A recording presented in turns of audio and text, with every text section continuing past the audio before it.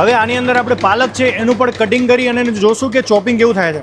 તમે જોવો છો કે આ પાલક છે એનું આ જુઓ તમે ચોપિંગ થઈ ગયેલું છે. આની ક્વોલિટી તમે જુઓ, પાલકની કટિંગ ક્વોલિટી તમે જુઓ. ભાઈ આપણું આ છે ને બેલ્ટ કટિંગ મશીન છે.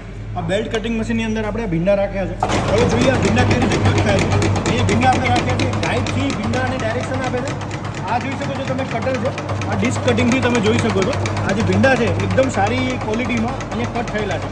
આ જો તમે આ ભીંડાની ક્વોલિટી જો એકદમ પરફેક્ટ કટ થયેલા ભીંડા છે. હવે આપણે મરચાં છે એનું કટિંગ કરીને જોઈશું.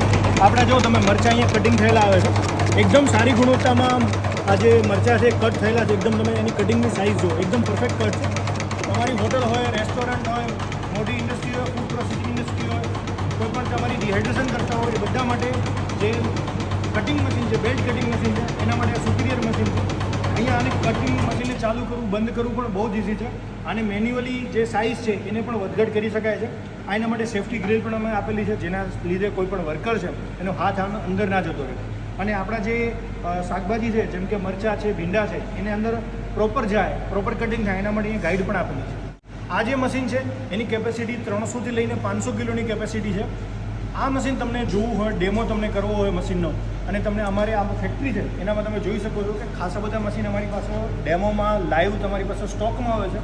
તો કોઈ પણ અહીંયા ફેક્ટરી પર આવી અને મશીનનો ડેમો લઈ શકે છે. અને મશીન તમને લેવું હોય તો અમે નીચે જે નંબર આપેલો છે એમાં સંપર્ક પણ કરી શકો છો.